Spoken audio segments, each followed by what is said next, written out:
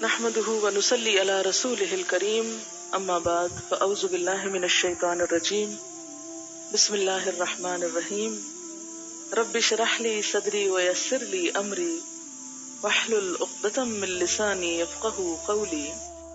دن اللہ نے کام کے لیے بنایا ہے، خاص طور پر جب سورج نکل آتا ہے اور اس کی ریز اٹھتی ہے تو انسان اس وقت جب سونے کی کوشش کرتا ہے تو فطرت کے خلاف لڑ رہا ہوتا ہے۔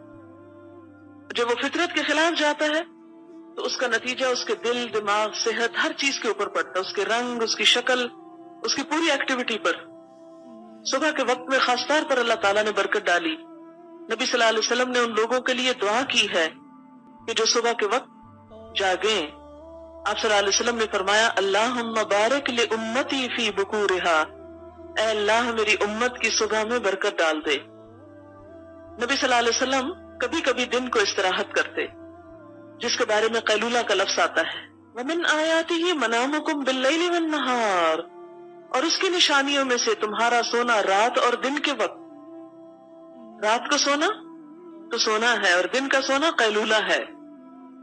یہ صبح کا سونا مراد نہیں ہے جس کے ہم سب عادی ہیں۔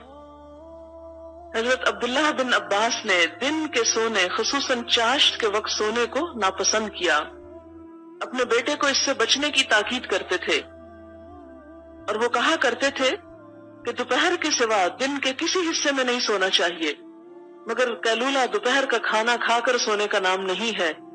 قیلولہ دوپہر کے مجرد آرام کا نام ہے، اور آپ صلی اللہ علیہ وسلم کا قیلولہ کئی گھنٹوں پہ مشتمل نہیں ہوتا تھا، چند منٹوں پر مشتمل ہوتا تھا، کیونکہ عموماً قیلولہ جب کیا جاتا ہے تو پھر عصر کی نماز کو بھی تاخیر کر دی جاتی ہے اور اگلا کام متاثر ہو جاتا ہے، تو یہ چیز ناپسندیدہ ہے۔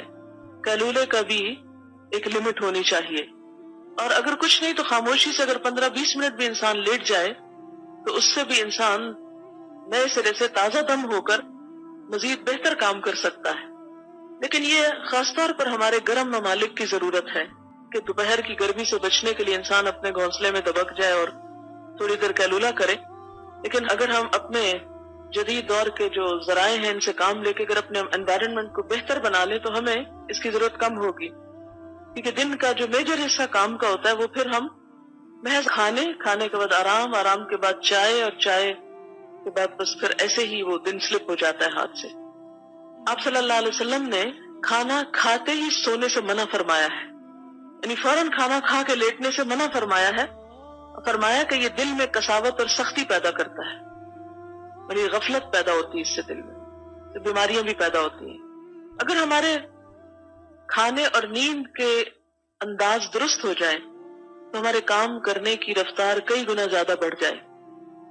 ہمارا ان دونوں چیزوں کا جو انداز ہے وہ درست نہیں، اوقات کے اعتبار سے بھی پابندی نہیں، اور اسی طرح جو کوانٹٹی ہم لیتے ہیں یا اس کے اندر جو چیز ہم استعمال کرتے ہیں وہ درست نہیں۔ اس کے نتیجہ کیا ہوتا ہے کہ جب سونے کا وقت نہیں ہوتا تو ہم سو رہے ہوتے ہیں، جب سونے کا وقت ہوتا ہے ہم جاگ رہے ہوتے ہیں، اور مسلسل ایک ایسی کیفیت کا شکار ہوتے ہیں کہ جس سے ہم زیادہ بہتر کام کر نہیں سکتے۔ سبحانک اللہم و بحمدک اشہد ان لا الہ الا انت استغفرک و اتوب الیک۔